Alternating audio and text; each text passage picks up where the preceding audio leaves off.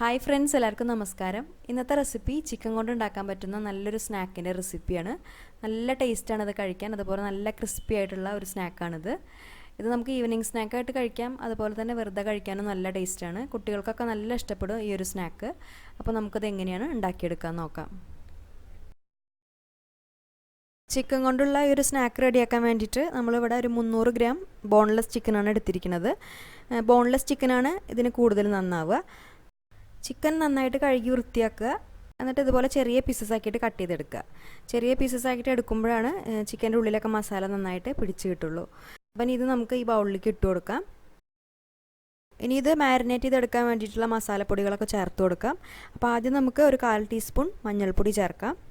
പിന്നെ ഒരു 2.5 ടീസ്പൂൺ കാശ്മീരി മുളക് പൊടി ചേർക്കാം. കാശ്മീരി മുളക് പൊടിക്ക് പകരമായിട്ട് സാധാരണ മുളക് പൊടി ആയാലും മതി. അപ്പം നമ്മുടെ എരിവിനനുസരിച്ച് ചേർത്ത് കൊടുക്കാം. ഇനി നമുക്ക് ഒരു 3/4 ടീസ്പൂൺ വരെ കുരുമുളക് പൊടി ചേർത്ത് കൊടുക്കാം. പിന്നെ നമുക്ക് ചേർത്ത് കൊടുക്കേണ്ടത് 1 ടീസ്പൂൺ ചിക്കൻ മസാല. അതിനുശേഷം 1 table spoon ginger garlic paste ചേർക്കാം. പിന്നെ ചെറിയൊരു പുളിപ്പിന് വേണ്ടിയിട്ട് 1 ടേബിൾ സ്പൂൺ വിനീഗർ ചേർത്ത് കൊടുക്കാം. വിനീഗറിന് പകരമായിട്ട് നാരങ്ങനീര് ചേർത്ത് കൊടുത്താലും മതി. അതിനുശേഷം ചിക്കൻ നല്ല സോഫ്റ്റായി കിട്ടാൻ വേണ്ടിയിട്ട് 1 ടേബിൾ സ്പൂൺ തൈരും ചേർത്ത് കൊടുക്കാം. പിന്നെ ഇതിലേക്ക് ആവശ്യത്തിനുള്ള ഉപ്പ് ചേർത്ത് കൊടുക്കാം. അതിനുശേഷം ഒരു പച്ചമുളക് ചെറുതായി അരിഞ്ഞത് ചേർക്കാം. ഈ പച്ചമുളക് ഇങ്ങനെ അരിഞ്ഞ് ചേർക്കുന്നതിന് പകരമായിട്ട് പച്ചമുളക് അരച്ച് ചേർത്താലും മതി. പിന്നെ നമുക്ക് ഇതിലേക്ക് കുറച്ച് കറിവേപ്പിലയും മല്ലിയിലയാണ് ചേർത്ത് കൊടുക്കേണ്ടത്. ഇതുപോലെ ചെറുതായി അരിഞ്ഞിട്ട് ചേർത്ത് കൊടുക്കാം.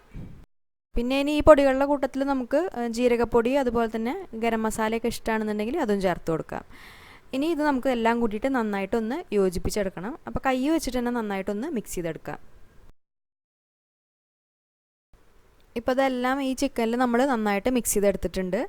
ഇനി ഈ ചിക്കൻ ഫ്രൈ ചെയ്തെടുക്കുന്ന സമയത്ത് നല്ലൊരു കോട്ടിങ് കിട്ടാൻ വേണ്ടിയിട്ട് നമുക്ക് ഇതിലേക്ക് കുറച്ച് പൊടികളും കൂടി ചേർത്ത് കൊടുക്കാനുണ്ട്. അപ്പോൾ ആദ്യം നമുക്കൊരു 1/4 കപ്പ് കടലമാവ് ചേർത്ത് കൊടുക്കാം.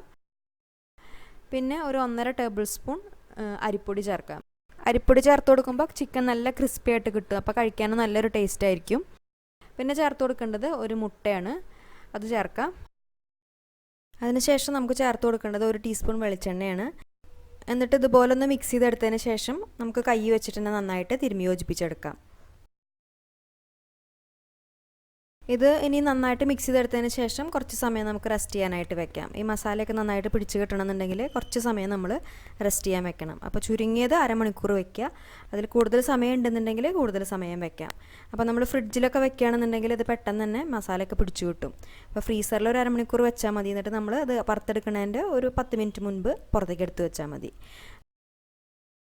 ഇപ്പോൾ നമ്മുടെ ചിക്കനിൽ മസാലയൊക്കെ പുരട്ടി വെച്ചിട്ട് അരമണിക്കൂർ കഴിഞ്ഞിട്ടുണ്ട്.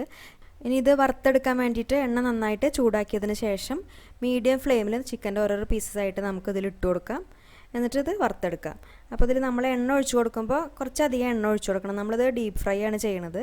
അങ്ങനെ ചെയ്തെടുക്കുമ്പോഴാണ് ചിക്കൻ നല്ല ക്രിസ്പി ആയിട്ട് നമുക്ക് ഫ്രൈ ചെയ്തെടുക്കാൻ പറ്റുള്ളൂ. ഇനി ഇത് നമുക്കൊരു ലോ ടു മീഡിയം ഫ്ലെയിമിൽ വെച്ചിട്ട് ഫ്രൈ ചെയ്യാം. എന്നിട്ട് എല്ലാ ഭാഗവും കളറൊക്കെ മാറി നല്ല ഫ്രൈ ആയി വന്നാൽ ഫ്ലെയിം ഒന്ന് കൂട്ടി വയ്ക്കാം. ഫ്ലെയിം കൂട്ടി വെച്ചതിന് ശേഷം നമുക്കത് എണ്ണയിൽ നിന്ന് മാറ്റാം. അങ്ങനെ ചെയ്യണമെന്നുണ്ടെങ്കിൽ ഈ ചിക്കൻ്റെ പീസസൊക്കെ നല്ല ക്രിസ്പി ആയിട്ട് തന്നെ നമുക്ക് ഫ്രൈ ചെയ്തെടുക്കാൻ പറ്റും. ഇതുപോലെ തന്നെ നമുക്ക് ബാക്കിയുള്ള ചിക്കൻ പീസസും ഫ്രൈ ചെയ്തെടുക്കാം. ഇപ്പം നമ്മുടെ ചിക്കൻ പക്കോട റെഡി ആയിട്ടുണ്ട്. പിന്നെ ഇതിൻ്റെ മേലെ ഞാൻ കുറച്ച് കറിവേപ്പിലയും പച്ചമുളകും ഒന്ന് ഫ്രൈ ചെയ്തിട്ട് ഇട്ട് കൊടുത്തിട്ടുണ്ട്. അത് നിർബന്ധമുള്ളതല്ല. നമ്മളിതെല്ലാം ഫ്രൈ ചെയ്തെടുത്ത് കഴിഞ്ഞാൽ ബാക്കി വരുന്ന എണ്ണയിൽ 1-2 പച്ചമുളകും കുറച്ച് കറിവേപ്പിലയും കൂടി ഇട്ടിട്ട് ഒന്ന് ഫ്രൈ ചെയ്തെടുത്താൽ മതി. അതിൻ്റെ മേലൊരു ഭംഗിക്ക് വേണ്ടിയിട്ട് ഇട്ട് കൊടുത്തു എന്നേ ഉള്ളൂ. നല്ല ക്രിസ്പി ആയിട്ട് അതുപോലെ കഴിക്കാൻ നല്ല ടേസ്റ്റി ആയിട്ടുള്ള ഒരു സ്നാക്കാണിത്. കുട്ടികൾക്കൊക്കെ നല്ല ഇഷ്ടപ്പെടും ഈ ഒരു സ്നാക്ക്.